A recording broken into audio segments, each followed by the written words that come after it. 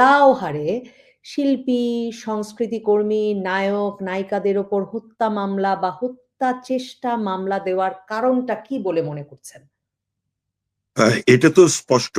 বাংলাদেশটা কিন্তু স্বাধীন হয়েছিল সংস্কৃতিকে বিজয়ী করবার জন্য।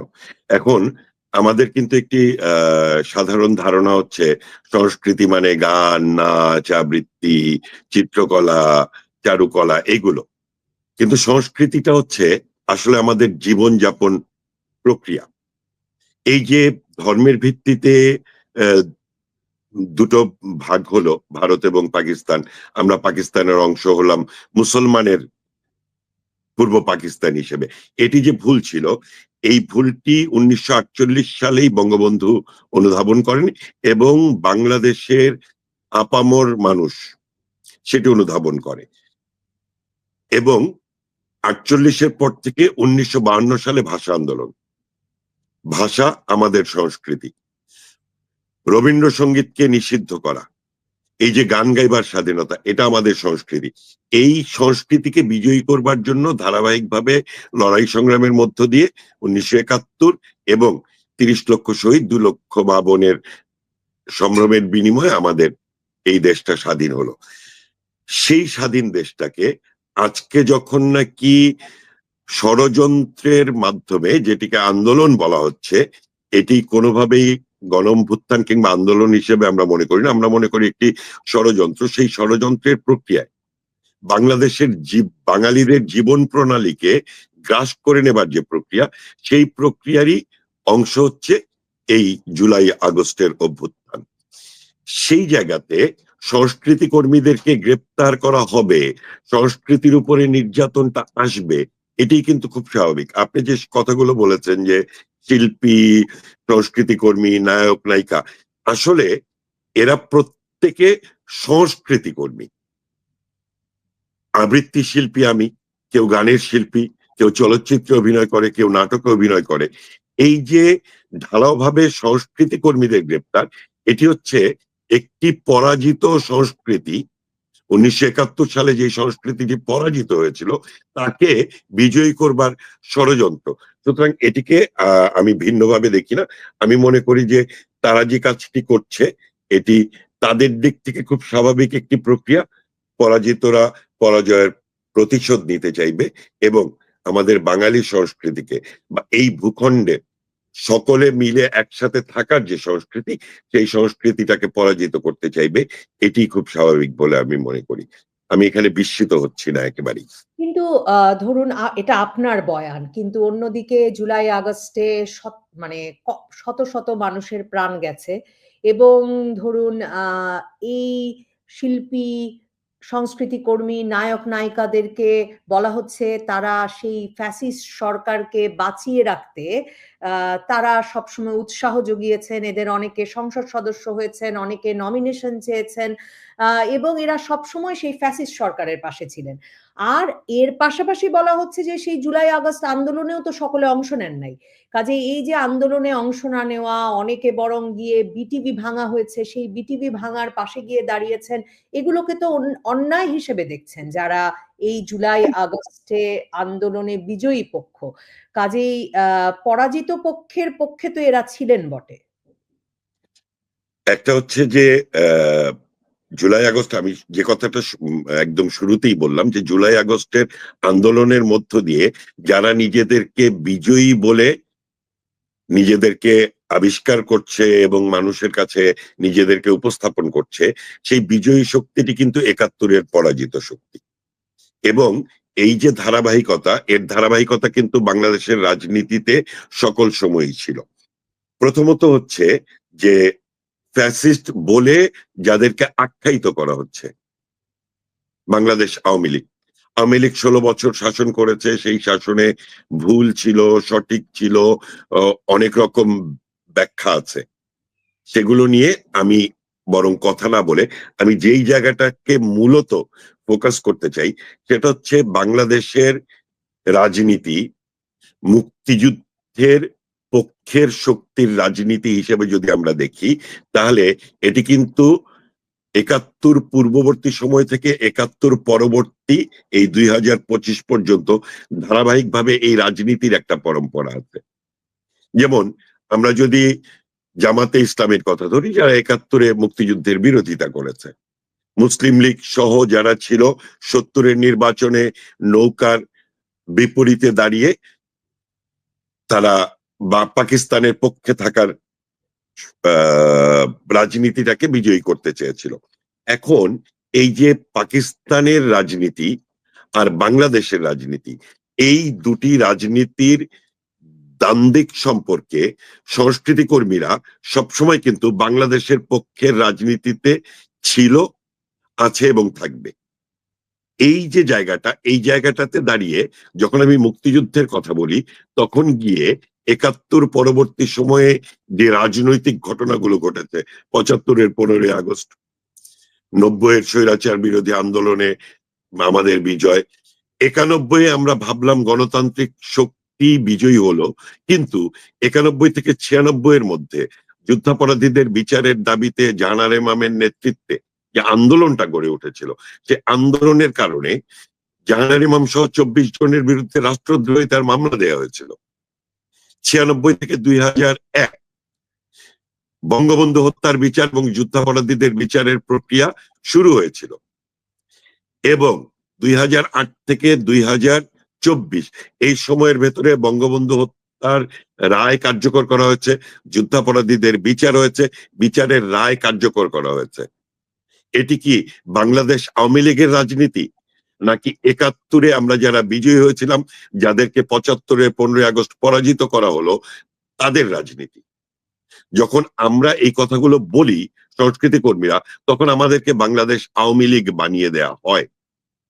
সেই অর্থে যদি আমি বাংলাদেশের পক্ষে কথা বললে আমি বাংলাদেশ আওয়ামী লীগ হই, তাহলে আজকে এসে নবনীতা চৌধুরী যে বাংলাদেশের পক্ষে কথা বলছে, সেই নবনীতা চৌধুরীও কি বাংলাদেশ আওয়ামী লীগ? প্রশ্নটা হচ্ছে যে আমরা যে ট্যাগলাইনটা দেই, সেই ট্যাগলাইনটা আসলে আমি ওন করতে চাই কিনা। হ্যাঁ, আমি বাংলাদেশের পক্ষে কথা বলি, আমাকে যদি বাংলাদেশ আওয়ামী লীগের ট্যাগ দেওয়া হয়, আমাকে যদি ফ্যাসিস্টের ট্যাগ দেওয়া হয়, তাহলে আমি সেই ফ্যাসিস্ট।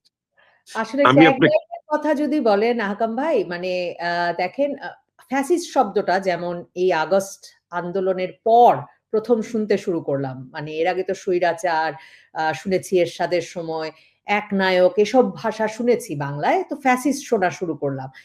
এর বাইরে দেখেন, আপনি যাকে বলছেন বাঙালির সংস্কৃতি, আপনি যাকে বলছেন যে বাঙালি ঠিক করলো যে সে তার ভূমির সংস্কৃতিটা দিয়ে তার আসলে পরিচয়কে ধারণ করবে, এবং তার ধারাবাহিকতায় ৭১, মানে সে ধর্মের সংস্কৃতিটাকে মূল সংস্কৃতি বলে মানলো না বা নিল না, সেটা যে বলছেন, আমরা শুনছি এটা নাকি ভারতীয় আধিপত্যবাদের সংস্কৃতি। মানে আগস্টের পর থেকে তার মানে একটা, এবং আপনি হাসছেন, কিন্তু হাসবার উপায় নেই, কারণ একটা এত জোরে সোরে এত বড় সংখ্যার মানুষ এটা বলছেন যে এটা আসলে ভারতীয় আধিপত্যবাদের সংস্কৃতি।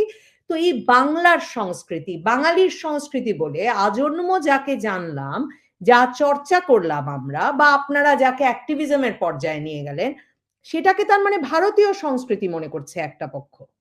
এখন ভারতীয় সংস্কৃতি এই কথাটা যারা বলে, ভারতীয় আধিপত্যবাদ এই শব্দটা যারা ব্যবহার করে, মনে রাখতে হবে ভারতের মূল অপরাধ হচ্ছে ১৯৭১ সালে বাংলাদেশের মুক্তিযুদ্ধে তারা বাংলাদেশের পক্ষে দাঁড়িয়েছিল। তারা বাঙাল এই ভূখণ্ডের ১ কোটি শরণার্থীকে তারা আশ্রয় দিয়েছিল। মুক্তিযুদ্ধের জন্য তারা সেখানে ট্রেনিং ক্যাম্প করতে দিয়েছিল, এবং একদম ডিসেম্বরের শেষ সপ্তাহে এসে তারা সরাসরি যুদ্ধে অংশগ্রহণ করে, এবং যারা পাকিস্তানের পক্ষে ছিল তারা ৭১-এর ১৬ই ডিসেম্বর পরাজিত হলো। এই পরাজিত শক্তি আজকে এসে যখন ক্ষমতায় বসে, তখন তারা বাংলাদেশে যারা ক্ষমতায় ছিল, যারা বাংলাদেশের কথা বলে, তাদেরকে ভারতীয় আধিপত্যবাদের পক্ষের মানুষ হিসেবে চিহ্নিত করার চেষ্টা করে। পাশাপাশি এই শক্তিটি আপনি যদি গত ২-৩ মাসে ডক্টর ইউনূসের তার কার্যক্রমগুলোকে দেখেন, তাহলে ভারতের সঙ্গে সম্পর্ক উন্নয়নের জন্য চেষ্টা করা, ভারতের সঙ্গে একটি আমাদের পার্শ্ববর্তী রাষ্ট্র, আমাদের প্রতিবেশী, যারা অর্থনৈতিক এবং রাজনৈতিকভাবে অনেক বেশি শক্তিশালী, তাদের সঙ্গে সম্পর্ক করার চেষ্টাটা করবে। এটি যেমন একদিকে করতে থাকে, আরেকদিকে কিন্তু সেভেন সিস্টারকে আনরেস্ট করার জন্য ষড়যন্ত্র করবে এবং সেই প্রক্রিয়ায় তারা যুক্ত হবে, এটিও তারা করতে থাকে। সুতরাং যারা ভারতীয় আধিপত্যবাদের কথা বলে, সেই জায়গাটাতেও আমরা ঘুরে ফিরে একই জায়গাতে যেতে হচ্ছে। আমাদের মূল অপরাধ, আমরা বাংলাদেশটা চেয়েছিলাম। আমাদের আজকে মূল অপরাধ, আমরা মুক্তিযুদ্ধের বাংলাদেশটাকে রক্ষা করতে চাইছি। পরাজিত হয়েছে আমরা 5 আগস্ট। এই পরাজয়ের জায়গা থেকে আমরা ঘুরে দাঁড়িয়ে আবার বাংলাদেশটাকে বিজয়ী করবার সংগ্রাম করছি। সুতরাং ভারতীয় আধিপত্যবাদ এটিও একটি ট্যাগলাইন কিন্তু, এবং সেটিরও মূল সূত্র 1971। আমাদের সংস্কৃতি উপদেষ্টা মোস্তফা সরোয়ার ফারুকী তিনি আ ধরেন এই ভারতীয় আধিপত্যবাদের প্রসঙ্গ আসার পর মনে হলো যে এমনকি দেখেন যে পয়লা বৈশাখের যে উৎসবটা সে সময়েও আমরা শুনলাম যে এটা নাকি ইনক্লুসিভ ছিল না। এই পয়লা বৈশাখের উৎসবটা নাকি শুধু বাঙালির উৎসবে পরিণত করা হয়েছিল। কিন্তু আমরা আসলে বরাবর জানতাম এটা বাঙালির নববর্ষই বটে। কিন্তু শুনলাম আরকি নানা রকম ন্যারেটিভ তৈরি হচ্ছে যে এটাকে ইনক্লুসিভ করতে হবে সে কারণে ক্ষুদ্র নিগোষ্ঠীর বিভিন্ন সদস্যদেরকে আ আমাদের আনন্দ শোভাযাত্রা, যেটা আগে মঙ্গল শোভাযাত্রা ছিল, সেখানে নিয়ে আসা হলো। আমরা এই ভারতীয় আধিপত্যবাদের বাইরে কেমন সংস্কৃতি হওয়া উচিত, তার সূত্র হিসেবে সংস্কৃতি উপদেষ্টা চান রাতে একটা উৎসব পালন করলেন, ঈদের আগের রাতে। আমরা খুব কাওয়ালির প্রবণতা দেখছি। কিন্তু ধরুন কাওয়ালি আমাদের পুরান ঢাকায় সারা জীবন মানে আমরা জানি যে সেখানে এই সংস্কৃতিটা ভীষণভাবে আছে। কারণ ওখানে তো অনেক উর্দু ভাষী মানুষও আছেন। এবং কাওয়ালি ছিল আমাদের। আমাদের চান রাত বরাবর উৎসব মুখর ছিল। মানে এবং বাঙালির উৎসবে ক্ষুদ্র নিগোষ্ঠীকে এনে বা তাদের গান করাতে হবে, ধরুন সুরের ধারার অনুষ্ঠানে নাকি বিভিন্ন ভাষার গান হতে হবে। এই কাজগুলো করে আসলে একটা নতুন ন্যারেটিভ দাঁড় করানোর চেষ্টা হচ্ছে। আপনার কি মনে হয় যে সংস্কৃতির আসলে কোনো নতুন ন্যারেটিভ উনাদের কাছে আছে যেটা ভারতীয় আধিপত্যবাদ মুক্ত? নাকি আসলে যখন যা মনে হচ্ছে তখন তা করছেন? মানে উনাদের সংস্কৃতিটা আসলে কি? প্রথমত হচ্ছে যে শব্দটি আপনি ব্যবহার করলেন, ইনক্লুসিভ। এই ইনক্লুসিভ শব্দটা এই সময়ে এসে বারবার উচ্চারণ করার মূল কারণ হচ্ছে তাদেরকে ইনক্লুশন করতে চায়। এই ইনক্লুশনটা তাদেরকে করতে চায় যারা মুসলমান, তাদেরকে। আচ্ছা, এই মুসলমান কারা? তো এই মুসলমানই তো মুসলমান বলা হচ্ছে, যায় আমি সংখ্যাগরিষ্ঠ জনগোষ্ঠী। তো আমি আমি আমি আমি এখানে আমি শেষ তাদের আমি আমি শেষ করছি না বনিতা। এই মুসলমানটা কারা? এই এই ভূখণ্ডে ইসলামের প্রচার হয়েছিল সুফিজমের মাধ্যমে, যেখানে হজরত মোহাম্মদ সাল্লাল্লাহু সাল্লামের সাহাবীরা কিন্তু এখানে ধর্ম প্রচার করতে আসেন নাই। এখানে ধর্ম প্রচার করতে এসেছিলেন পীর আউলিয়ারা। আজকে যারা ক্ষমতায় বসে আছে তারা কিন্তু এই মাজার পর্যন্ত তারা ভাঙতে যায়। যারা সুফিজমের চর্চা করে সেই মুসলমানদেরকে কিন্তু তাদের সমাবেশ করতে বাধা দেওয়া হয়। আমরা তো দেখলাম যে একজন সুন্নিকে পিটিয়ে মেরে ফেলা হলো। ইভেন আমাদের যে কি বলে ইয়ে হয় টঙ্গীতে যে বিশ্ব ইস্তেমা হয়, যে ইস্তেমাতে এক অংশকে অংশগ্রহণ করতে দেওয়া হবে, আরেক অংশকে অংশগ্রহণ করতে দেওয়া হবে না। তার মানে এই যে মুসলমানদের ইনক্লুশনের প্রক্রিয়া, সেটি কিন্তু মুসলমানদের একটি বড় অংশ যারা তাদের ধর্ম বিশ্বাসে মুসলমান, কিন্তু তাদের জীবন চর্চায় বাংলাদেশ এবং এই বাংলাদেশের ভূখণ্ডের সংস্কৃতি আছে, যারা মনে করে সবার উপরে মানুষ সত্য, তাহার উপরে নাই, তাদেরকে বাদ দিয়ে শুধুমাত্র উগ্র মৌলবাদী মুসলমানদেরকে ইনক্লুশনের প্রক্রিয়াটা হচ্ছে এখনকার যারা ক্ষমতায় আছে তাদের। এখানে একটু ছোট্ট করে বলি যে এর মধ্যে যে ঘটনাটি ঘটে গেল সেটা হচ্ছে যে নারীদের বিষয়ে যে ইয়েটা জামাতের আমির এবং হেফাজতের মামুনুল হক, সে যে বলছে যে যেটি বাতিল করার ব্যাপারে দাবি করলো ইয়েকে টার্মটা হচ্ছে কি জানো, নারী সংস্কার কমিশন। নারী সংস্কার কমিশন। এই যে নারী সংস্কার কমিশনকে বাতিল করে দেয়া, এই যে ডিনায়াল প্রসেস, এগুলো তো সবই একই সূত্রে গাঁথা। আমি আপনাকে শুধু এইটুকু বলি যে যেই মেয়েটি টিপ পড়ার অপরাধে একজন পুলিশ কর্তৃক হেনস্থার শিকার হয়েছিল, তাকে যখন নাকি বিগত আওয়ামী লীগ সরকার তাকে চাকরিচ্যুত করলো, এইবার এসে সে তার চাকরি ফিরে পাবার আবেদন করলো এবং ওই সময় যারা টিপ পরে ওই প্রতিবাদ জানিয়েছিল তাদের বিরুদ্ধে মামলা করলো। তাহলে এগুলোকে আলাদাভাবে দেখার কিন্তু সুযোগ নেই। আমি বারবার যেটি বলতে চাই সেটি হচ্ছে, আমরা সংস্কৃতি কর্মীরা, আপনারা সাংবাদিকরা, কিংবা বাংলাদেশের বেশিরভাগ মানুষ, তারা বাংলাদেশের রাজনীতির একটি পরম্পরা, বাঙালির সংস্কৃতির একটি পরম্পরা। আমাদের এই ভূখণ্ডে মৌর্যরা শাসন করেছে, গুপ্তরা শাসন করেছে, পালরা শাসন করেছে, মোগলরা শাসন করেছে, ইংরেজরা শাসন করেছে।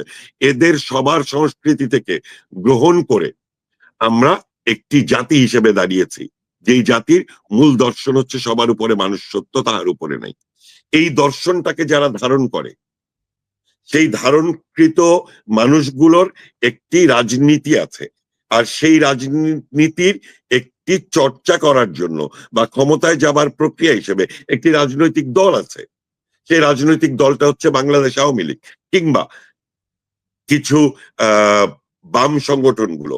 সেই রাজনৈতিক সংগঠনগুলো যারা মুক্তিযুদ্ধে অংশগ্রহণ করেছিল এবং এখন যখন নাকি বাংলাদেশকে বাঁচানোর রাজনীতিতে তারা অংশগ্রহণ করছে, তখন তাদেরকে এক সূত্রে গাঁথার চেষ্টা করা হচ্ছে এবং ট্যাগ দেওয়া হচ্ছে ফ্যাসিস্ট।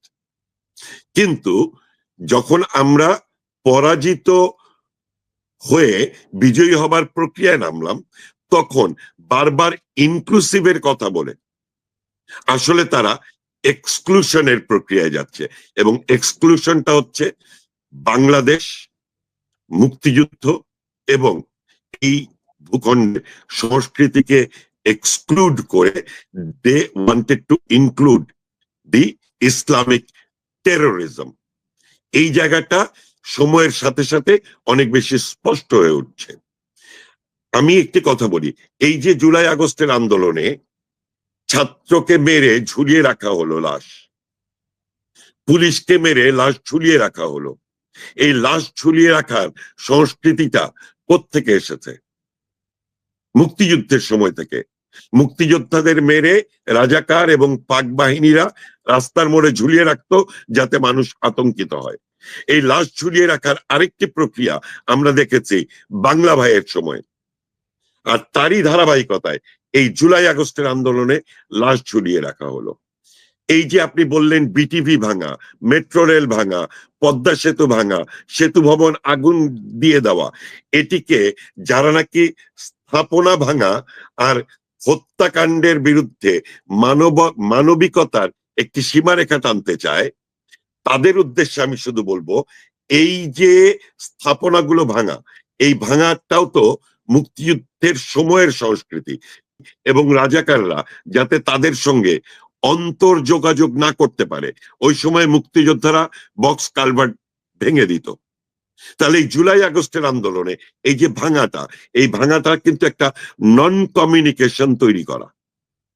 এই যে নন কমিউনিকেশন তৈরির প্রক্রিয়া, সেখানে মেট্রো রেল ভেঙে দেওয়া হলো, সেখানে বিটিভি পুড়িয়ে দেওয়া হলো, রেডিও বন্ধ করে দেওয়া হলো। যেখানে যেখানে মুক্তিযুদ্ধের স্মৃতি আছে, যেখানে যেখানে বাংলাদেশকে এগিয়ে নিয়ে যাওয়ার চিহ্ন আছে, সে প্রত্যেকটি জায়গাতে তারা আঘাত করেছিল। আমি মনে করি যে এই আঘাত করার প্রক্রিয়াটিও একটি রাজনৈতিক প্রক্রিয়া।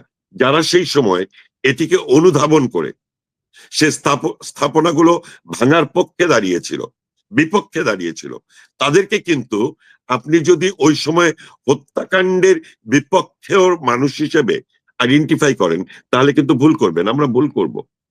আমরা বলছি জুলাই আগস্টে 1400 জন মারা গিয়েছে।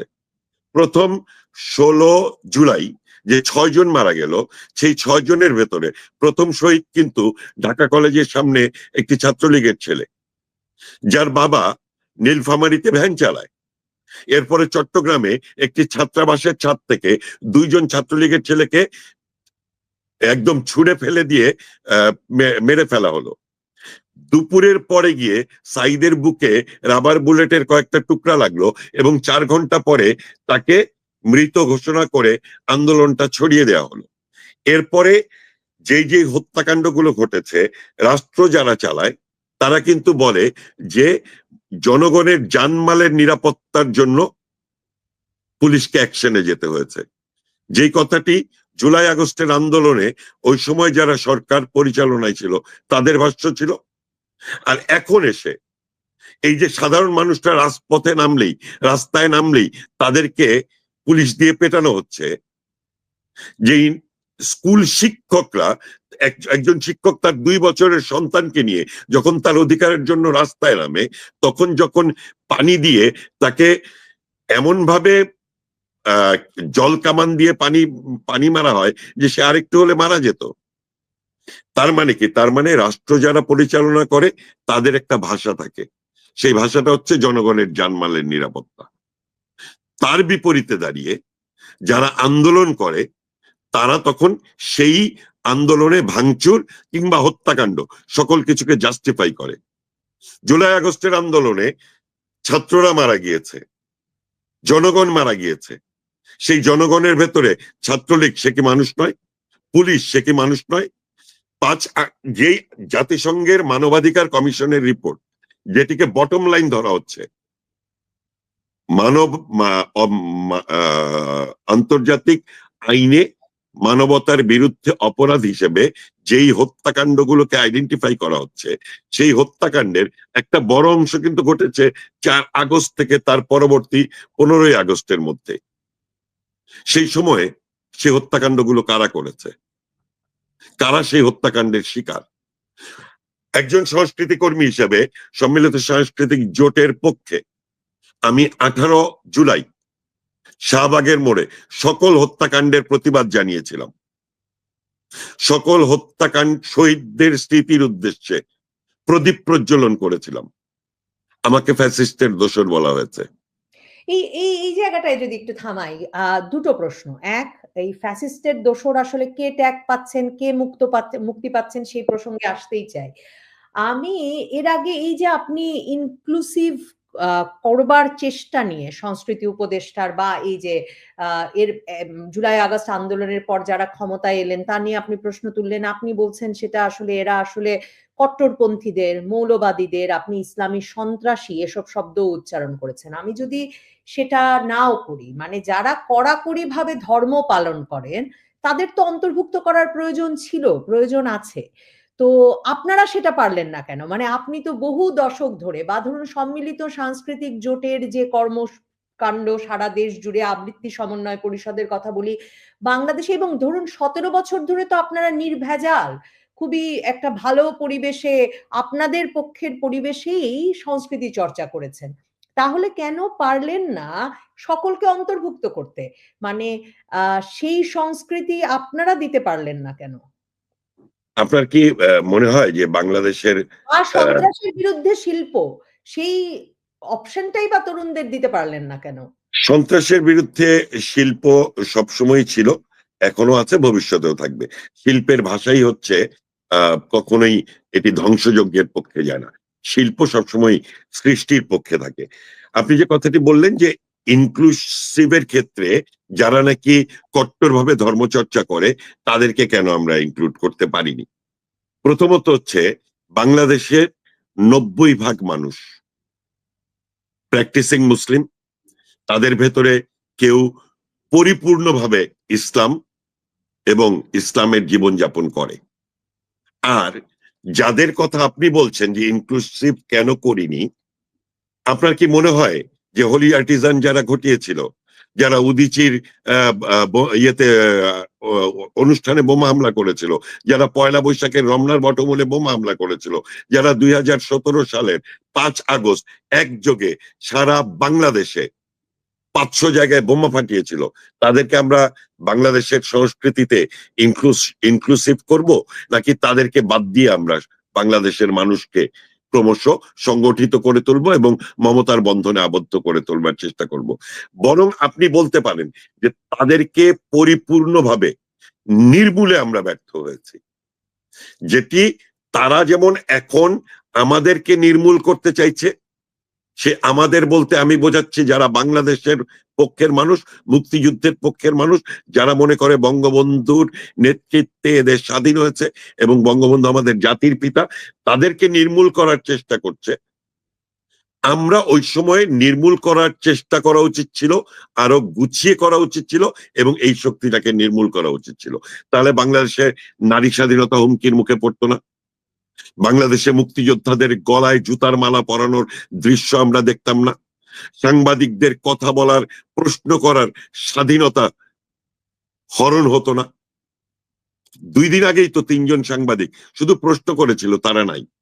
আচ্ছা, এখন যেই মানুষগুলো আজকে এসে বাংলাদেশের পক্ষের মানুষগুলোকে এক্সক্লুড করে একটি জাতি গঠনের চেষ্টা করছে, সেই মানুষগুলো তো এই সময় ঘাপটি মেরেছিল। আপনি দেখেন, যদি শুভর বঙ্গবন্ধুর চরিত্রে অভিনয় করা অপরাধ হয় এবং তার পূর্বাচলে একটি 10 কাঠার প্লট পেয়েছিল সেটি বাতিল করা হয়, তাহলে বঙ্গমাতার চরিত্রে অভিনয় করার জন্য বর্তমান সংস্কৃতি উপদেষ্টার স্ত্রী, সে এই পুরো সময়টা জুড়ে এবং মোস্তফা সরোয়ার ফারুকী আওয়ামী লীগের 2024-এরও নির্বাচনের ডকুমেন্টারি করে সেখানে লক্ষ লক্ষ কোটি কোটি টাকার ব্যবসা করেছে। সেই অর্থগুলো কেন ফেরত নেওয়া হবে না?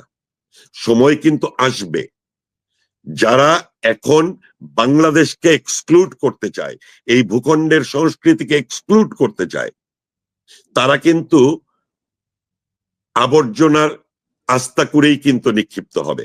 এখানে আপনাকে একটি কথা বলি মোস্তফা সরোয়ার ফারুকীর সম্পর্কে। আপনার মনে আছে নিশ্চয়ই, জনপ্রিয় একটি ধারা তৈরি হলো নাটকে, আইসি খাইসি গেসি, তরুণ প্রজন্ম সেই ভাষাটাকে গ্রহণ করে মোস্তফা সরোয়ার ফারুকী একজন জনপ্রিয় নির্মাতা হিসেবে গড়ে উঠলো। সে যেই নাটকই করে সেটাই মানুষ খায়। তখন আমি টেলিভিশনে, আমরা যারা প্রমিত বাংলায় কথা বলার আন্দোলনটা করি, তারা কিন্তু আবৃত্তি শিল্পী, নাটক, সংস্কৃতি কর্মী, সঙ্গীত শিল্পী, আমরা যারা এই আন্দোলনটা করি, প্রমিত ভাষায় একটি জাতি এক ভাষায় কথা বলবে, সেই ভাষাটাকে নষ্ট করে দেবার প্রক্রিয়া এটি মানুষ খায় বলে, তখন আমি বলেছিলাম কিন্তু যা খায় তা পরের দিন কিন্তু সোয়ারেজ লাইন দিয়ে বেরিয়েও যায়। এবং এই মানুষটির আজকের যে ষড়যন্ত্র সে করছে, যা আমাদের সামনে দৃশ্যমান হচ্ছে, সেই মানুষটি অনেক আগে থেকে প্রথমে এই দেশের তরুণ প্রজন্মের কাছে জনপ্রিয় হবার প্রক্রিয়ায় গিয়েছে। এই 16 বছর ফ্যাসিস্ট বলে যাদেরকে এখন সে বারবার বলছে, সেই ফ্যাসিস্টদের কাছ থেকে ব্যবসা করে অর্থ সংগ্রহ করেছে, শক্তি সঞ্চয় করেছে, তারপরে আজকে গিয়ে সে তার স্বরূপে উদ্ভাসিত হয়েছে। আপনি তো একটা বিস্ফোরক মন্তব্য করলেন যে নিশ্চয়ই আপনার কাছে যথাযথ তথ্য ছিল যে 2024-এর নির্বাচনের জন্যও আওয়ামী লীগের পক্ষে ডকুমেন্টারি তৈরি করেছেন মোস্তফা সরোয়ার ফারুকী। তো তিশার অভিনয়ের কথা তো আমরা জানি। মানে আমি আসলে জানতে চাই এই ফ্যাসিস্টের দোসর কে?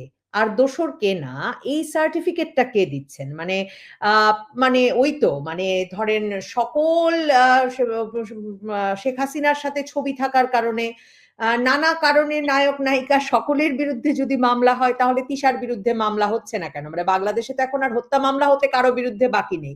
এই এক প্রশ্ন।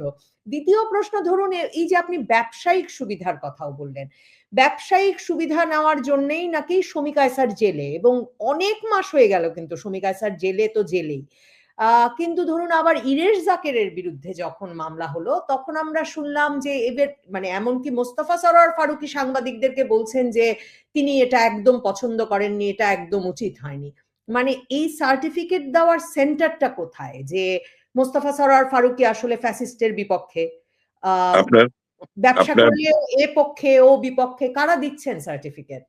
আপনার কথার সূত্র ধরে এখন যদি আমি আবারও এটির একদমই সঠিকভাবে ব্যাখ্যা করতে চাই, তাহলে বারবারই আমাকে ঘুরে কিন্তু 71-এ যেতে হয়। আমি বলছি যে মুক্তিযুদ্ধের ইতিহাসকে প্রতিষ্ঠিত করবার একটি সংগ্রাম বাংলাদেশের সংস্কৃতি কর্মীদের ধারাবাহিকভাবে ছিল। 1975-এর 15ই আগস্টে বঙ্গবন্ধু হত্যার পরে প্রথম প্রতিবাদ করেন কবি নির্মলেন্দু গুণ।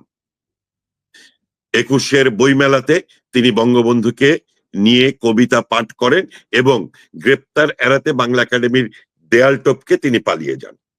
তারপরে ধারাবাহিকভাবে বাংলাদেশটাকে শাসন করেছে তারা যারা মুক্তিযুদ্ধের সময় বাংলাদেশের বিরোধিতা করেছিল।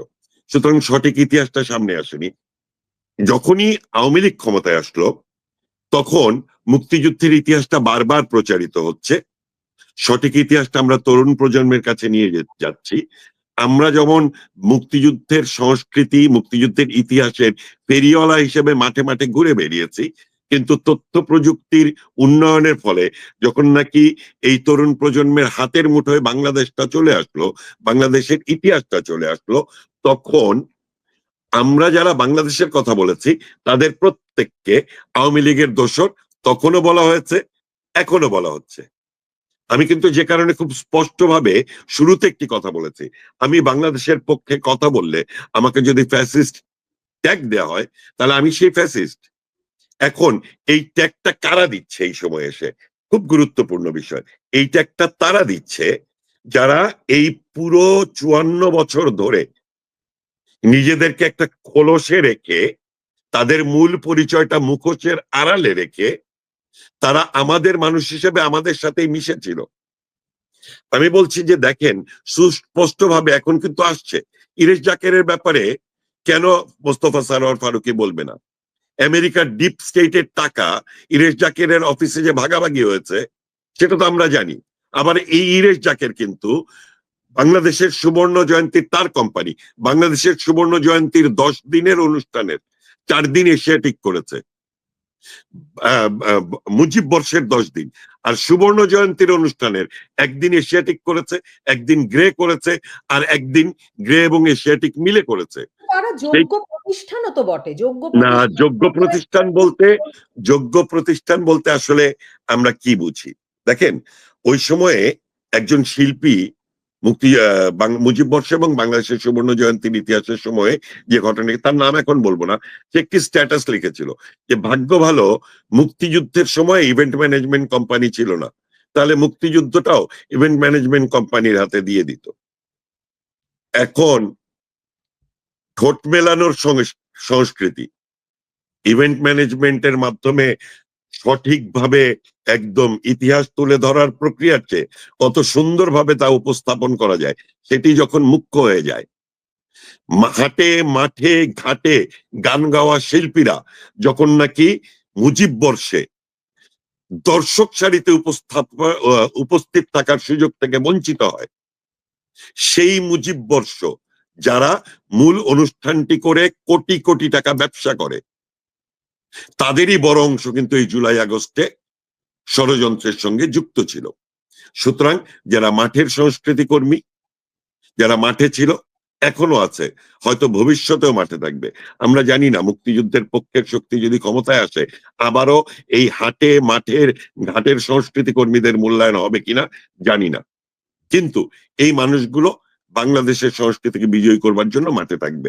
সুতরাং ট্যাগলাইন যারা দিচ্ছে তারা তাদের রাজনীতিটা করছে, আর এই ফ্যাসিস্ট এই কথাটাকে মাথা পেতে নিয়ে যারা এখনো বাংলাদেশের পক্ষে লড়াই করছে তারা তাদের কাজটা করছে। এই তাদের কাজ করার মানুষগুলোর ভেতরে আমি কোন পক্ষে থাকবো এটা যেমন আমার সিদ্ধান্ত। আপনি একটু মজার কথা বললেন যে সকলকে হত্যা মামলা দেওয়া হচ্ছে। দেখেন, এখানে প্রথম দিকে আসাদুজ্জামান নূর, নাসিরউদ্দিন ইউসুফ, আমি সহ 1-2 জন প্রথম দিকে এরকম, সরি, ফেরদৌস, রাজনীতিকদের বিরুদ্ধের কথাটা বলছি না, মানে এক রাজনীতি, আমি সংস্কৃতি কর্মীদের জায়গাতেই, আমি আসাদুজ্জামান নূরের কথা যখন আনলেন তখন আমার মনে হচ্ছে যে যেন তিনি আওয়ামী লীগের এমপি ছিলেন, কাজেই তাকে গ্রেফতার করে বা যে মানে যেই ঢালাও গ্রেফতারটা শুরু থেকে শুরু হলো, বাংলাদেশের মানুষ তো মনে হচ্ছে সেটা এক রকমের সমর্থন করছেন যে আপনি বারবার, আমি একটু বলি, আপনি বারবার কিন্তু একটি জায়গা বলার চেষ্টা করছেন ঢালাও ভাবে। আমি কিন্তু এটিকে ঢালাও ভাবে দেখছি না, তারা নির্দিষ্ট করে লক্ষ্যবস্তুতে আঘাত করছে। আসাদুজ্জামান নূরের মূল অপরাধ কি? তিনি তার সারা জীবনের সংস্কৃতি চর্চার মধ্য দিয়ে মুক্তিযুদ্ধের পক্ষের কথা বলেছেন, মুক্তিযুদ্ধের কথা বলেছেন। তিনি একজন মুক্তিযোদ্ধা।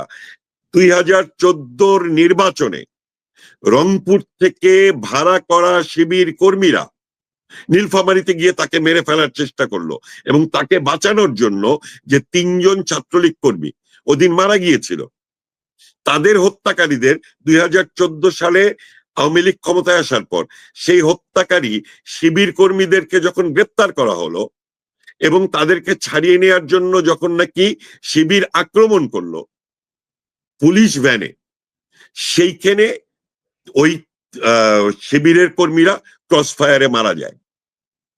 আসাদুজ্জামানের মূল অপরাধ হচ্ছে তার কর্মীরা তাকে বাঁচানোর জন্য রক্ত দিয়েছে, আর তাকে যারা মারতে চেয়েছিল তাদেরকে বিচারের মুখোমুখি করার চেষ্টা করেছে ওই সরকার।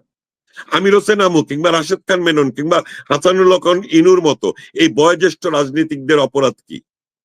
কারণ আওয়ামী লীগের না না না, এভাবে দেখার কোনো সুযোগ নেই। ঢালাও ভাবে এই শব্দটার বিপরীতে এটি যে একটি নির্দিষ্ট লক্ষ্যবস্তুকে আক্রমণ করা, এটি আপনাকে বলছি। ওনারা শেষ দিকে এসে জামাতে ইসলামকে নিষিদ্ধ করার যে ঘোষণাটি বাংলাদেশ আওয়ামী লীগের 14 দলীয় সরকার বা আওয়ামী লীগ দিল, প্রধানমন্ত্রী শেখ হাসিনার নেতৃত্বে যে সরকার, সেই সরকার যে জামাতকে নিষিদ্ধ করলো, সেই নিষিদ্ধ প্রক্রিয়াকে ত্বরান্বিত করেছিল এই 3 জন রাজনীতিবিদ। তুরিন আফরোজকে কেন গ্রেপ্তার করা হয়? কেন এই যে বর্তমান যে আইসিটি, সেই আইসিটির যিনি প্রধান কৌশলী, সে মানুষটি কে? সে মানুষটি হচ্ছে যুদ্ধাপরাধীদের পক্ষে, ওই সকল আসামিদের পক্ষে যে উকিল ছিল। সুতরাং একদম ওই সময়ে যারা আওয়ামী লীগের, বাংলাদেশ আওয়ামী লীগের কিংবা মুক্তিযুদ্ধের পক্ষের শক্তির লক্ষ্যবস্তু ছিল যুদ্ধাপরাধী, বঙ্গবন্ধুর হত্যাকারী, তাদেরকে যেমন আওয়ামী লীগ লক্ষ্যবস্তু নির্ধারণ করেছিল, যা বাংলাদেশের আপামর জনগণ সমর্থন করে, শাহবাগ গণজাগরণ মঞ্চ সমর্থন করে, তাদের বিরুদ্ধে যারা যুদ্ধাপরাধীর, যারা বাংলাদেশের বিরোধিতা করেছিল, যারা 70-এর নির্বাচনে নৌকায় ভোট দেয়নি, যারা 75-এর 15ই আগস্ট ঘটিয়েছে, যারা 2004-এর 21শে আগস্ট ঘটিয়েছে, তাদের ঐক্যবদ্ধ শক্তির লক্ষ্যবস্তু কিন্তু এখন মুক্তিযুদ্ধ। আমি আপনাকে এখানে আরো একটি কথা বলি।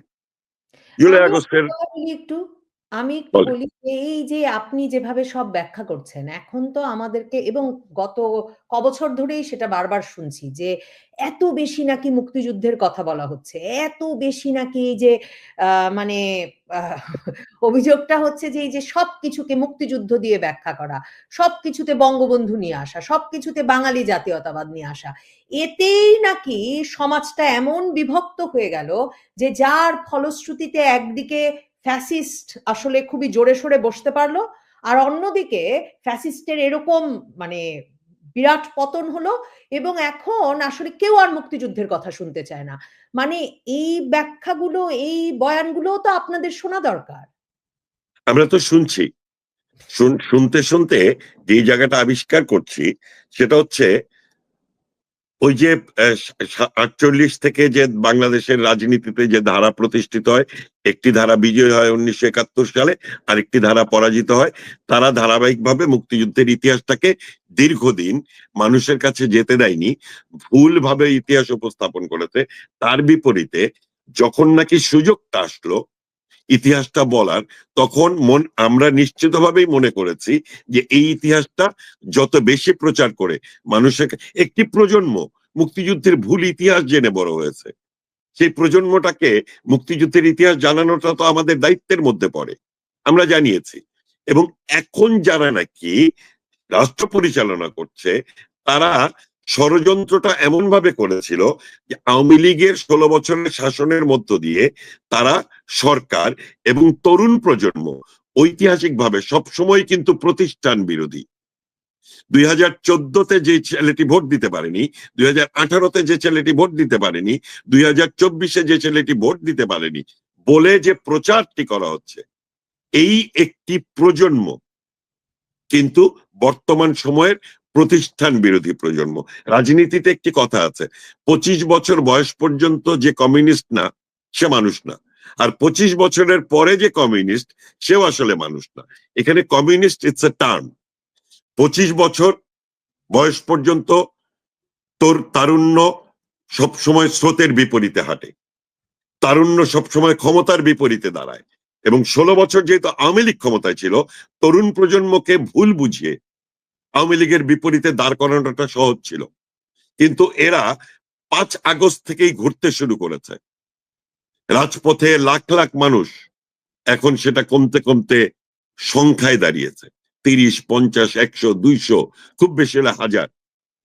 তার মানে কি, 5 আগস্ট 32 নম্বর পুড়িয়ে দেওয়া হলো, মুক্তিযুদ্ধ জাদুঘরে আগুন দেওয়া হলো, জেলায় জেলায় যা ঘটেছে, যা মিডিয়াতে আসেই নেই, সেগুলো ভয়ঙ্কর। কিন্তু আজকে একটু আগে সকালে আমি একটি সংবাদ পেলাম, আমাকে টেক্সট করে জানালো, পটুয়াখালী জেলার সম্মিলিত সাংস্কৃতিক জোটের সেক্রেটারি, তাকে ঢাকাতে শেখ হাসিনার সঙ্গে একটি হত্যা মামলার 15 নম্বর আসামি করা হয়েছে। এবং মজার ব্যাপার হচ্ছে, প্রথম দিকে হত্যা মামলা, এখন হচ্ছে হত্যা চেষ্টা মামলা, এরপরে হত্যাটা দেখেছিল, ওই দেখার মামলা হবে, এরপরে হত্যার স্বপ্ন দেখেছিল, ওইটারও মামলা কিন্তু হবে। সংস্কৃতি কর্মীরা কেউ বাদ যাবে না।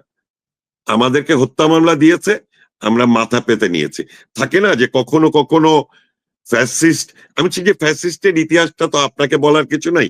মুসলিনি তো ডিক্লেয়ার দিয়ে ফ্যাসিস্ট হয়েই একটি রাষ্ট্রের বিরুদ্ধে নেমেছিল, এবং মুসলিনির পক্ষে সমস্ত আপামর জনগণ ফ্যাসিস্ট হিসেবেই তখন ওই সময় যারা ক্ষমতায় ছিল তাদের পতন ঘটিয়েছিল।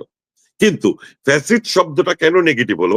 মুসলিনি ক্ষমতায় আসার পরে যখন সেও স্বৈর শাসক হয়ে উঠলো, তখন কিন্তু তাকে ফ্যাসিস্ট বিকেম এ নেগেটিভ টার্ম।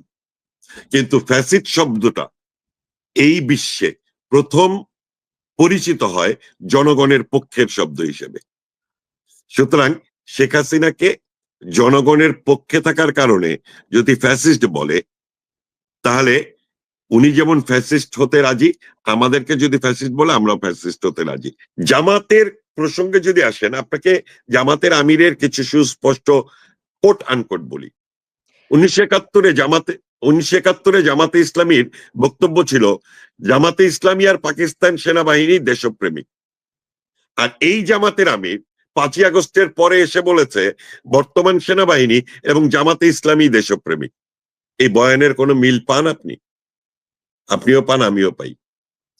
কিন্তু আপনি যে বলছেন যে এই যে জুলাই আগস্টে বিজয়ী পক্ষের মানুষ কমে আসছে, এবং আমি আসলে একটা জিনিস জানতে চাই যে ধরেন এই যে ৭১-এর ন্যারেটিভ এত বারবার কেন বলা হবে, সবকিছু কেন মুক্তিযুদ্ধের চেতনা দিয়ে ব্যাখ্যা করা হবে, এই অভিযোগ যেমন শুনছি, আমি আসলে ৮ মাস ধরে, মানে আমাদের যেহেতু মাথা তো ধোলাই ছিল ৭১-এর ন্যারেটিভ দিয়ে, বাঙালি জাতীয়তাবাদে বিশ্বাস দিয়ে। তো আমি আসলে উনাদের বয়ানটা বোঝার চেষ্টা করছি ৮ মাস ধরে। এই তরুণদের যে উনারা আসলে ঠিক কেমন যারা বাংলাদেশ মুক্তিযুদ্ধে চান। অদ্ভুত রকম ভাবে, আপনাকে একটি কথা বলি। আমি একটু শেষ করি আকাম ভাই। মানে হ্যাঁ, এরা কেমন বাংলাদেশ চান এই তরুণেরা? বা কোন নতুন বাংলাদেশের জন্যে আসলে এত প্রাণ গেল সেটা বুঝতে চেষ্টা করছি। আপনার কি মনে হচ্ছে যে তাদের কাছে কোনো সুস্পষ্ট বয়ান আছে? কিংবা ধরুন আমরা হাসি ঠাট্টার ছলে এই যে মোস্তফা সরোয়ার ফারুকী সংস্কৃতি উপদেষ্টা নানা রকম নতুন সাংস্কৃতিক কর্মকাণ্ড করবার চেষ্টা করছেন। তাতে কি তিনি আসলে এদের কাউকে অন্তর্ভুক্ত করতে পেরেছেন? আমাদের তরুণ উপদেষ্টাদের কোনো আগ্রহ আছে? মঙ্গল শোভাযাত্রার নাম বদলে আনন্দ শোভাযাত্রা করেছেন। উনি ওখানে শেখ হাসিনার বিকৃত মূর্তি তৈরি করেছেন। কিন্তু সেই মোটিফকে হেফাজতে ইসলাম কিন্তু পৌত্তলিকতা হিসেবেই অভিহিত করেছে, এবং তারা আনন্দ শোভাযাত্রার বিপক্ষেই এবারও বিবৃতি দিয়েছে। জামায়াতে ইসলামীও দিয়েছে। তাহলে আসলে আ মানে এদের সংস্কৃতি কি? এবং যারা বিজয়ী পক্ষ, সেই বিজয়ী পক্ষের সংস্কৃতি কি? ৭১-এর সংস্কৃতির কথা, চেতনার কথা তো আমরা শুনলাম, জানলাম, জানতাম, বিশ্বাস করতাম। তারা যে বিশ্বাসটা বলছেন একদম ভেঙে চুরে ফেলতে হবে, কোন বিশ্বাসে ভেঙে চুরে ফেলবো? আমাদের মুক্তিযুদ্ধ তো একটি গাছ, যে গাছটা আহ, ডালা ডালপালা মেললো, ফুল ফল হলো, সেই গাছটাই তো বাংলাদেশ। তো সেই বাংলাদেশের গাছটিকে যখন উপড়ে ফেলার চেষ্টা করা হলো, যখন নাকি আমরা সংস্কৃতি কর্মীরা বিজয়ী হয়ে মুক্তিযুদ্ধের পক্ষে শক্তি ক্ষমতায় এলো, তখন উপড়ে ফেলা গাছটাকে বাঁচানোর জন্য ওখানে একটু বেশি যত্ন নিতে হয়, সেই চেষ্টাটা আমরা করেছি। আর এই জুলাই আগস্টের আন্দোলনে সংখ্যার হিসাব দিয়ে এটিকে বিবেচনা করলে কিন্তু আমরা প্রথমে অনেক বড় একটা ভুল করব।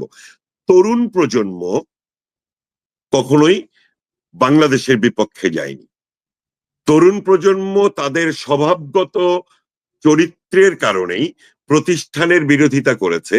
সেই প্রতিষ্ঠান যেহেতু ওই সময় শেখ হাসিনা ছিল, বাংলাদেশ আওয়ামী লীগ ছিল, মনে হয়েছে তারা বাংলাদেশ আওয়ামী লীগের বিরুদ্ধে দাঁড়িয়েছে। কিন্তু যেই মুহূর্তে তারা বুঝতে পারলো যে এটি বাংলাদেশের বিরুদ্ধে দাঁড়ানো, ওই দিন থেকে, ওই মুহূর্ত থেকে তারা সরে দাঁড়িয়েছে। এবং সংখ্যাটি কিন্তু 90 এবং 10। বাংলাদেশের 90% মানুষ বাংলাদেশে মুক্তিযুদ্ধের চেতনায় বিশ্বাস করে।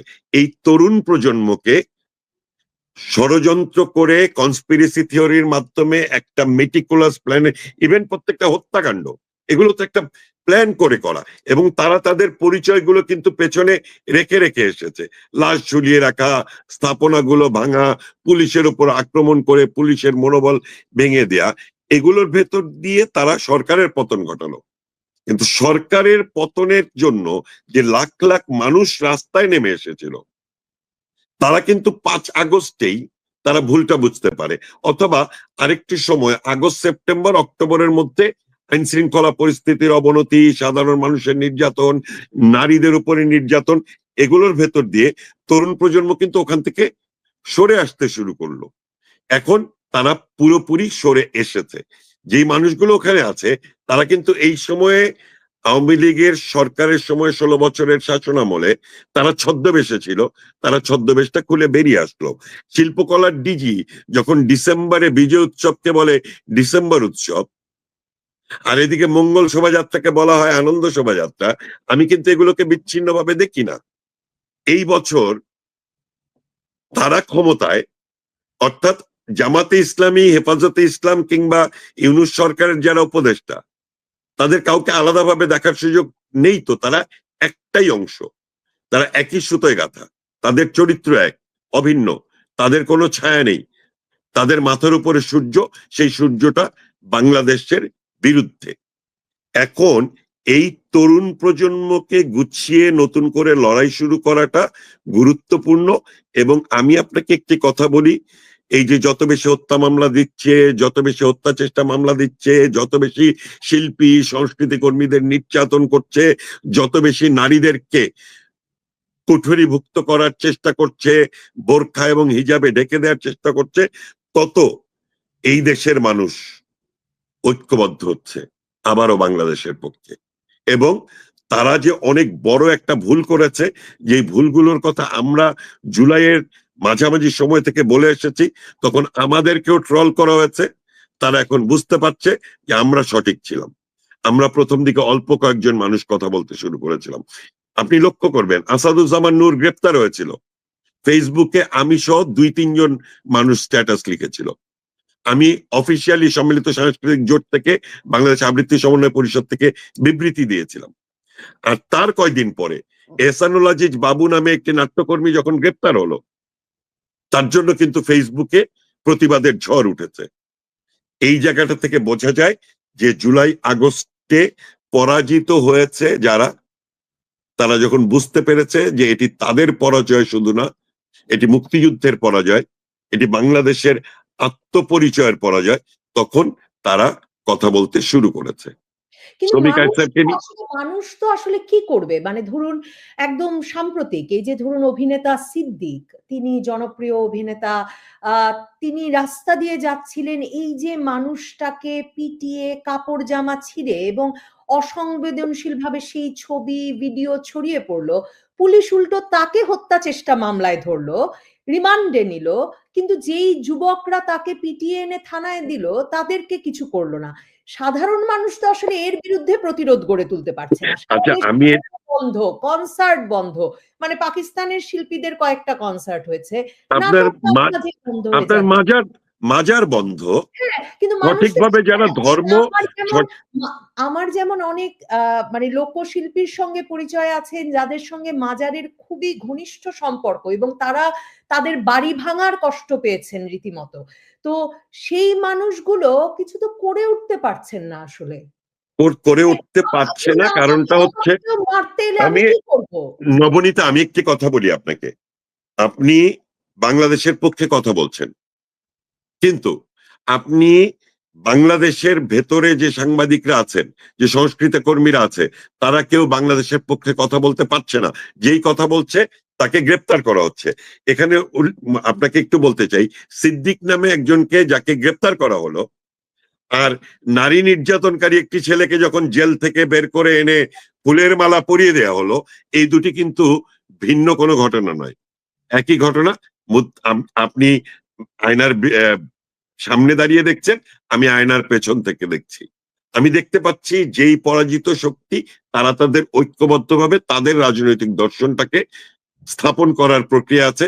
সংখ্যাটা অনেক অল্প, কিন্তু এখানে আপনাকে একটি মাথায় রাখতে হবে একটি বিষয়, সেটি হচ্ছে সংস্কৃতি কর্মীরা তখন শক্তি যখন তাদের পক্ষের রাজনৈতিক শক্তি মাঠে থাকে।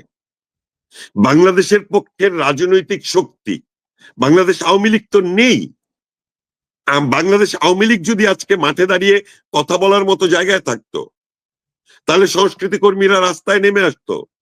সংস্কৃতি কর্মীরা কি করতে পারে? একটি হাজার লাখো মানুষের সমাবেশে একটি গান গেয়ে কিংবা একটি কবিতা পড়ে উজ্জীবিত করতে পারে, কিন্তু লাখো মানুষকে জমায়েত করার দায়িত্ব তো সংস্কৃতি কর্মীদের নয়।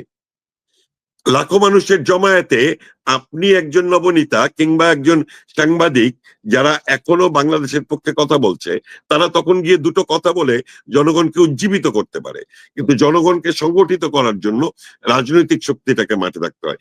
এ কারণে তারা আওয়ামী লীগ নিধনের যে প্রক্রিয়ায় তারা যাচ্ছে, ফ্যাসিস্ট বলে, এটি হচ্ছে বাংলাদেশের পক্ষে দাঁড়াবার মতো রাজনৈতিক শক্তিটাকে তারা সমূলে ধ্বংস করে ফেলতে চায়।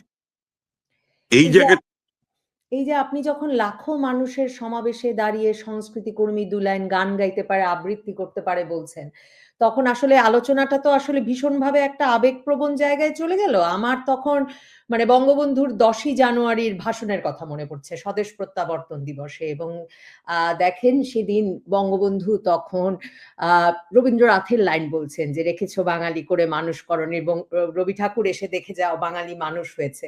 নজরুলের লাইন বলছেন, "নমো নমো নমো বাংলাদেশ মম।" মানে লাখো, লাখো বাঙালি, আমি জানি না কোটি কিনা, মানে লাখো, লাখো বাঙালির সামনে বঙ্গবন্ধু দাঁড়িয়ে রবীন্দ্রনাথ, নজরুল বলছেন। আমরা বড় হলাম লালন, হাসন, রবীন্দ্রনাথ, নজরুল, বাঙালি জাতীয়তাবাদ এগুলোকে আসলে ভীষণভাবে আমাদের আ মানে আমাদের আপন জেনে, আমাদের জন্ম জন্মান্তরের ভিত্তি জেনে। জুলাই আগস্টে কি ঘটে গেল যে হঠাৎ করে লালন, হাসন, রবীন্দ্রনাথ, নজরুল সবাই অননুমোদিত, অবৈধ হয়ে গেলেন, ধর্মবিরোধী হয়ে গেলেন। তাহলে আসলে রইল কি? মানে বাঙালি আসলে ঘুরে দাঁড়াবে কি করে? আপনাকে একটি কথা বলি, সংস্কৃতি এমন একটা বিষয় যাকে যখনই অবদমিত করার চেষ্টা করা হয়েছে, তখনই তা আরো বেশি প্রস্ফুটিত হয়েছে। সংস্কৃতি বলতে আপনি যে কথাগুলো বলছেন, আমি শুরুতেই বলেছি, শিল্পকলা আর সংস্কৃতি এক নয়। সংস্কৃতি হচ্ছে আমাদের জীবন। আমার মা খালাদেরকে আমি কিন্তু বোরখা পড়তে দেখিনি। তারা মাথায় একটা আঁচল টেনে তারা বেরিয়ে গেছেন, অসম্ভব সুন্দর। এখন এই যে নারী স্বাধীনতা কিংবা বাংলাদেশের সংস্কৃতিকে পরাজিত করবার যত রকম ষড়যন্ত্র হচ্ছে, যত বেশি চাপিয়ে দেওয়ার চেষ্টা হচ্ছে, ভেতরে ভেতরে মানুষ কিন্তু তত বেশি ঐক্যবদ্ধ হচ্ছে। পাকিস্তান সরকার যখন রবীন্দ্রসঙ্গীতকে নিষিদ্ধ করেছিল, তখন ছায়ানটের জন্ম হয়েছিল। সুতরাং আমাদের মনে রাখতে হবে যে সংস্কৃতিকে বিজয়ী করবার জন্যই কিন্তু রাজনৈতিক সংগ্রাম।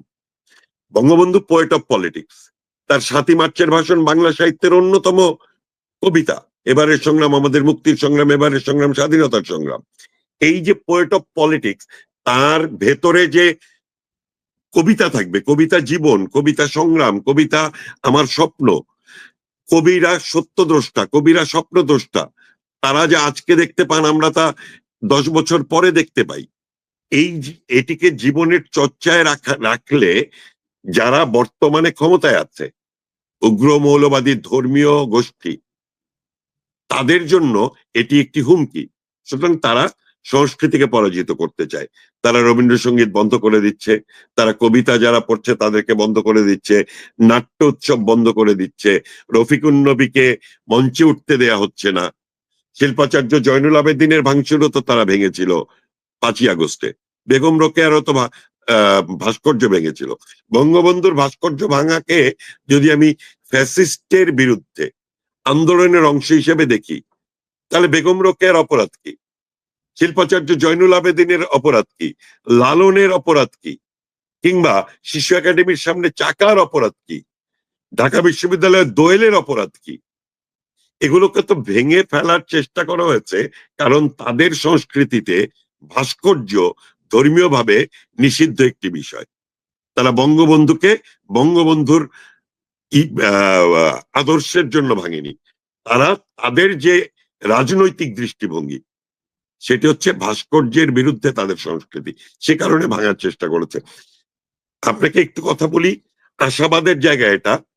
যত বেশি নির্যাতন করবে, যত বেশি মামলা দিবে, হামলা করবে, তত বেশি বাঙালি সংস্কৃতি, এই ভূখণ্ডের সংস্কৃতি ঐক্যবদ্ধ হবে।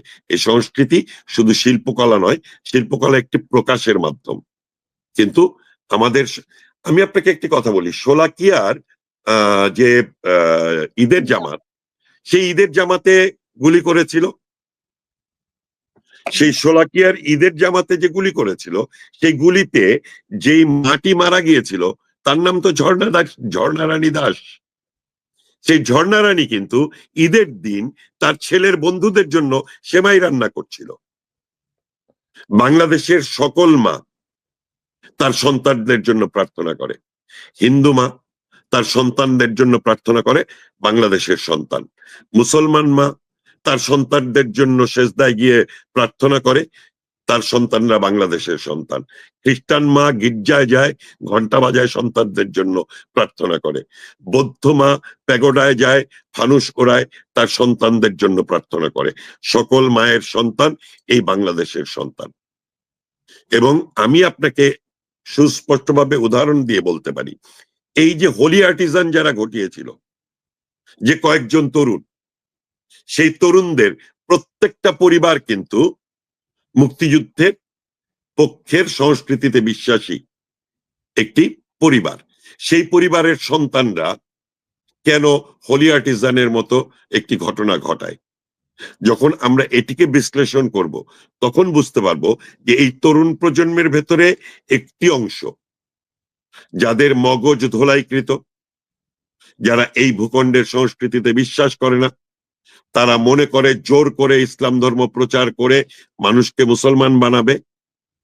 অথচ ইসলাম একটি শান্তির ধর্ম এবং বাংলাদেশের 90% মানুষ ইসলাম চর্চা করে, তা হিন্দু ধর্মের চর্চা করে, খ্রিস্টান ধর্মের চর্চা করে, বৌদ্ধ ধর্মের চর্চা করে। প্রত্যেকের জীবন চর্চায় তাদের ধর্মীয় জীবন যাপন আছে, আরেকটা এই দেশের ভূখণ্ডের একটি সংস্কৃতির জীবন যাপন আছে। এটি সমান্তরাল, এটি পাশাপাশি, কখনোই মুখোমুখি নয়। এটির মুখোমুখি তারা দাঁড়িয়েছে যারা এই সংস্কৃতিতে বিশ্বাস করে না। এবং এই স্বল্প সংখ্যক মানুষ দীর্ঘ সময় ক্ষমতায় থাকার কারণে শেখ হাসিনাকে ফ্যাসিস্ট আখ্যা দিয়ে তরুণ প্রজন্মকে ভুল বুঝিয়ে তাদেরকে রাজপথে নিয়ে এসেছিল। আজকে যখন তারা আবার স্বরূপে উন্মোচিত হয়েছে, তাদের বিরুদ্ধে এই তরুণ প্রজন্ম ভেতরে ভেতরে সংগঠিত হয়েছে। একটি ডাক দরকার। ৭১-এর মুক্তিযুদ্ধের মতো ৭ই মার্চের ভাষণ যেমন আমাদের জীবনে ছিল, আমাদের যেমন এক দফা এক দাবি এরশাদ তুই এখন যাবি ছিল, শাহবাগের গণজাগরণ মঞ্চ থেকে যুদ্ধাপরাধীদের সর্বোচ্চ বিচারের রায় এবং সেই রায় কার্যকরের দাবিতে যে তরুণ প্রজন্ম ঐক্যবদ্ধ হয়েছিল, সেই তরুণ প্রজন্ম শুধু একটি ডাকের জন্য অপেক্ষা করছে। এবং যত বেশি নির্যাতন বাড়বে, তত বেশি এই শক্তিটি ভিতরে ভিতরে ঐক্যবদ্ধ হবে, বাংলাদেশ ঐক্যবদ্ধ হবে। এবং বাংলাদেশকে বিজয়ী করবার জন্য, এদেশের সংস্কৃতিকে বিজয়ী করবার জন্য রাজনৈতিক কর্মী এবং সংস্কৃতি কর্মীরা ঐক্যবদ্ধভাবেই মাঠে নামবে। আমি ভীষণ আশাবাদী মানুষ। হয়তো এই লড়াইয়ে আমাদের মতো অনেক মানুষের রক্ত যাবে। আমি একদম প্রথম দিকে থেকে এখন পর্যন্ত আমার নামে 11টি হত্যা মামলা হয়েছে, খুব বেশি না, এবং প্রত্যেকটাতেই শেখ হাসিনা 1 নম্বর আসামি, ওখানে আমি আসামি আছি। এগুলো হত্যা মামলা নিয়ে আমি কোনোভাবেই ইয়ে না। আমার কথা হচ্ছে আমাদেরকে মৃত্যুর মুখোমুখি হয়ে আমাদের রক্ত দিয়ে এই বাংলাদেশটাকে মুক্ত করতে হবে। এবং প্রথমে অল্প কয়েকজন কথা বলতে শুরু করেছিল, এখন অনেক মানুষ কথা বলছে। এবং এই ঐক্যবদ্ধ শক্তিকে বিজয়ী করবার জন্য রাজনৈতিক শক্তিকে মাঠে নামতে হবে। আমি নিশ্চিতভাবে বুঝতে পারি যে আওয়ামী লীগ ভেতরে ভেতরে সংগঠিত হচ্ছে, এবং যেই সকল রাজনৈতিক দলগুলো জুলাই আগস্টের ষড়যন্ত্রের সঙ্গে যুক্ত হয়েছিল শেখ হাসিনার শাসন থেকে বেরিয়ে আসার জন্য, কিন্তু তারা যে আরেকটি বড় অপশাসন কিংবা দুঃশাসনের ভেতরে ঢুকে যাচ্ছে, এটি যারা বুঝতে পারেনি সে রাজনৈতিক দলগুলোও কিন্তু ফিরতে শুরু করেছে। এখন শুধু একটি রাজনৈতিক ঐক্য দরকার, আর সেই সঙ্গে রাজনৈতিক শক্তিগুলোর ভেতর থেকে একটি আহ্বান দরকার। সাধারণ মানুষ স্বতঃস্ফূর্তভাবে নেমে আসবে। ষড়যন্ত্রের বিপরীতে ঐক্যবদ্ধ শক্তি কিন্তু দাঁড়ায়। 71-এ যদি আমরা বিজয়ী না হতাম, পরাজিত হতাম, তাহলে মুক্তিযোদ্ধারা তো রাষ্ট্রদ্রোহী হতো, মুক্তিযোদ্ধারাই তো রাজাকার হতো, আর রাজাকাররা তখন মুক্তিযোদ্ধা হয়ে যেত। তাহলে এই বাংলাদেশে এখন এসে বাংলাদেশকে বাঁচানোর জন্য আমি যদি ফ্যাসিস্ট হই, আমি ফ্যাসিস্ট, এবং বাংলাদেশের বেশিরভাগ মানুষ এখন ফ্যাসিস্ট হওয়ার জন্যই তৈরি হচ্ছে, কারণ ফ্যাসিস্টের বিরুদ্ধে আমরা লড়াই করছি। সুতরাং যখন আমরা বিজয়ী হব তখন আমরা হয় মুক্তিযোদ্ধা হব, আর যদি আমরা পরাজিত হই তাহলে আমরা রাষ্ট্রদ্রোহী হব। যেই দেশে জাহানারা ইমামের বিরুদ্ধে রাষ্ট্রদ্রোহিতার মামলা হয়, যেই দেশে শাহরিয়ার কবির 2001-এর পরে গ্রেপ্তার হয়েছিল, সেই শাহরিয়ার কবির আজকে গ্রেপ্তার হয়। শাহরিয়ার কবিরের অপরাধ কি? তিনি বাংলাদেশের যুদ্ধাপরাধীদের তালিকা তৈরি করেছিলেন। তিনি সারা বিশ্বে যুদ্ধাপরাধীদের বিচারের দাবিতে জনমত গঠন করার জন্য সারা বিশ্বে ভ্রমণ করেছেন, এটিই তার অপরাধ। সুতরাং 71-এ যারা বিরোধিতা করেছিল তাদের বিরুদ্ধে যুদ্ধ ঘোষণা করা, কিংবা একজন প্র্যাকটিসিং মুসলিম হিসেবে আমি মনে করি এটা আমাদেরও জিহাদ উগ্র মৌলবাদী জঙ্গি গোষ্ঠীর বিরুদ্ধে। এটি ইসলাম ধর্মের ভাষায় যদি জিহাদ হয়, আমি সেই জিহাদে